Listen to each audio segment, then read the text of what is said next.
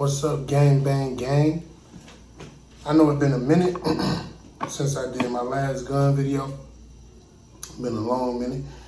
But so today, actually I'm not today. A couple days ago I went to the range, to the gun range, and I took my Glock 21 and I took my Ruger 5.7, and somebody asked me, out of these two guns, which one would I prefer to carry on a regular everyday basis, to use on a regular everyday basis. So I'm doing a video basically telling which one I would prefer. And then of course I gotta clean them, so don't talk shit to me, I know. So this video is just to tell y'all which gun I prefer. It's not the law, it's not telling you what you should get, it's not telling you, like, guns go best with what you feel is best for you, what you feel is best for you and your family, what you feel is best for you to carry, what you feel comfortable with. So I'm only talking about what I prefer because I was asked the question. So please don't get in the comments talking that shit. And while we here, I know it's a lot of gun critics, and I know it's a lot of gun enthusiasts who want me to talk and say shit in a politically correct manner. But I mean, gun culture is diverse. I grew up in an area where we didn't refer to Glocks as Glocks. We referred to them as glizzies. Now we refer to them as sticks or poles. Some people call them dicks. For a Glock 21 45 auto, we don't say Glock 21 45 auto. We say a faux feezy or faux nickel. Ruger, we don't really have a name yet, but so this is just a regular pole. It's just a regular stick. And my guns are cleared. They cleared. Both are cleared. I made sure that before I started the video. But yes, so different cultures have different ways of how they refer to firearms. I know YouTube want me to be politically correct, and I'm probably gonna get my ass chewed out. But during the course of this video, I might not say firearm or weapon or gun. I might say pole or Glock, glizzy or stick or dick or cutter or poker. I might, just based off the fact that when I'm around certain people, that's just how we talk. When I'm at the gun range, then I might use the proper terminology and proper etiquette. But I'm so used to being around a certain group of people that look like me and talk like me, so that's what we refer to. Now, without any further ado, so we got, this is my Gen 4 Glock 21 45 auto, and this is my Ruger 5.7. We all know, well, most of us all know that the Glock 21 came out in the 90s. I was born in 91, so we almost the same age. Ruger came out in, not a couple years ago, maybe 3 years ago. I don't know, maybe more. So what I'm telling y'all what I feel more comfortable with carrying, what I feel was best for me on a regular basis. So I'm not gonna get into the specs of the firearm. If y'all want me to do something like that, then I will. But just based on everyday performance and everyday handling, how I handle these weapons on a day-to-day basis, how they perform based off when I take them to the range, those are the things that I want to talk about. So Glock has always been my favorite gun producer. The Glock 21 is the first gun that actually ever made me fall in love with guns. It was the Glock 21. It was the first gun I ever saw that I was like, I want a gun. I want to, and maybe it was the build of it. Maybe, I don't know, maybe it was the color. The first time I saw a Glock 21, I knew, not just any Glock, a Glock 21. I knew I wanted it. And then being a gun enthusiast, liking guns, when I saw the Ruger 5.7 that came out for half of the price as the FN 5.7, I said, I think I'm gonna grab that guy too. So in comparison, I'm gonna narrow down a few things and then tell y'all what I think. In comparison, the Glock is a little more bulkier, it's a little more heavier. Obviously it's a Glock 21 45 ACP. It's a little more bulky, but it also have a little more grip for it. Now I have big hands. I got fat ass hands. So for me, it's easier for me to grip a Glock, or a Glock 21. I also have a Glock 23, and my fingers kind of slide off of it a little bit. But for me to be able to fully hold and grip a gun perfectly, the Glock 21. The Ruger, not so much, just because it's a little more slim and I have to use more of my finger space to wrap around the gun, which can be a little more uncomfortable than the Glock. I'm sorry. Also, the safety features on the Glock, as everybody know, the safety features are internal and in the trigger. So once you put one in the head, yeah. I'm sorry, not once you put one in the head. Please don't hurt me. Please don't. Once you pull the trigger, then that's when the safety is disengaged. But and I don't know. I might be lying, but I believe the Ruger has some internal safety mechanism too. I'm not sure, but I know they also have the trigger safety, and I know they have the ambidextrous safety. I gotta clean it. I also know they have the ambidextrous safety for the left hand and the right hand, which, I mean, to me, it don't really matter whether they have a switch on it or not, because I'm comfortable carrying my firearm either way. Some people not comfortable. My sister's fiance went and bought a gun, and he asked me for my advice, and no matter how many times I referenced a particular gun, the first question he asked was, does it have an external safety?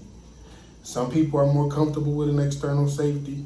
I'm more comfortable being able to take out my weapon and fire at will without having to worry about hitting a switch or pressing a back switch and letting it off. So that's, once again, these are just my opinions. That's it. Both are double stack, which is not really a problem for me. I know some people prefer single stack, some people prefer double stack. I don't have a problem with either or. I'm comfortable with either or. And lastly, for me, what plays a huge role is the weight of the gun. So Glock is a little more bulkier, as everybody can see. The Glock is a little more bulkier than the Ruger 5.7. The Ruger is a little more slim. The Ruger is about a 1/4 inch longer than the Glock, about a 1/4 inch longer. So if I was the type of person who had a problem with the weight of the Glock, I would automatically go with the Ruger 5.7. And then once you slam in, it holds 13 plus 1. So once you slam in 14 of those chunky ass 45 rounds, that's going to increase the weight of it. Now, one thing I can say is once I put the magazine inside of the Ruger, it's super light. Once I put the magazine inside of it, it still didn't really make a difference on the weight for me.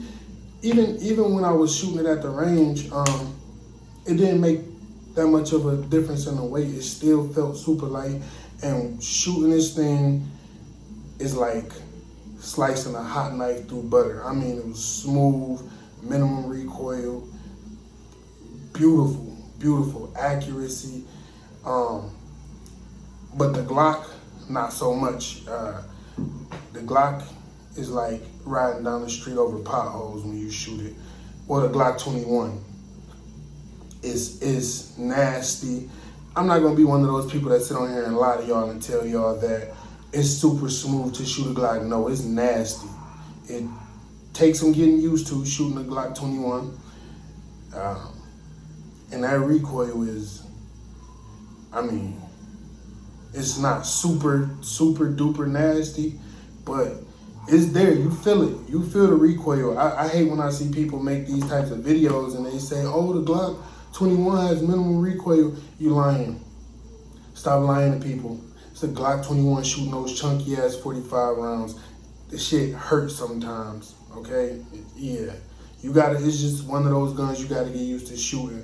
Now, if I was the type of person who something like that mattered to and I didn't want to put in the work to get comfortable with my firearm, using my firearm, then I would go with the Ruger 5.7.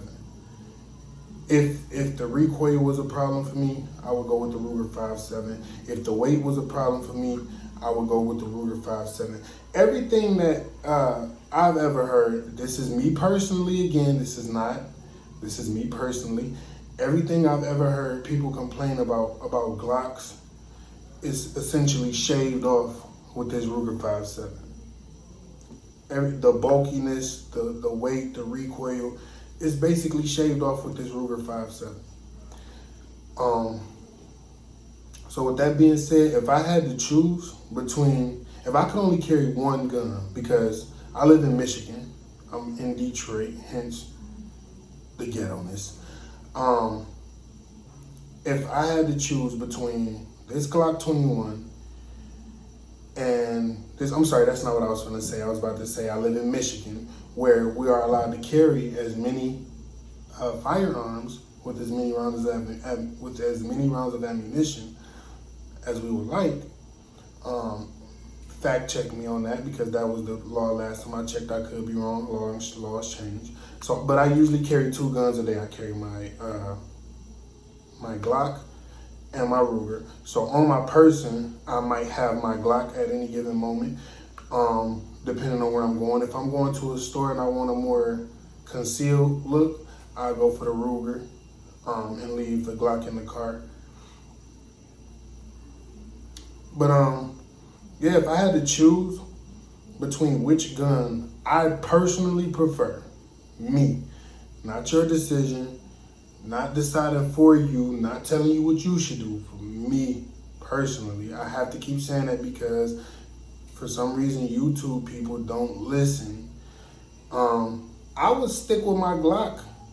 To me, the Glock is a classic, man. I love it. Nothing says I'm an American like a chunky ass 45 round, even though it's an Austrian gun. I love my Glock. I love my Glock. Some people may not love Glock so much. I love Glock.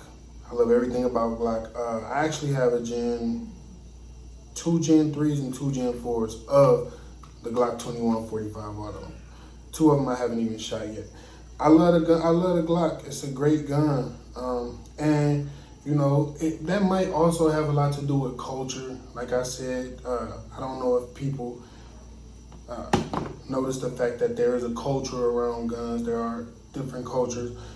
Every song, every rap song references Glock, Glizzy, however you want to call it. It always references Glocks. So growing up listening to certain types of music, I've always heard about Glock. It's just the first gun for everything for me. It's the gun that made me fall in love with guns. It's the first gun I've ever heard a song about. So I'm gonna take my Glock. If I can't take any other gun, I'm gonna take my Glock every single time. But like I said, if all of those things about Glock, if all of those things bother you that most people typically complain about, if all those things bother you, then the Ruger 5.7. It basically shaves off everything that most people have to complain about. This is just my opinion.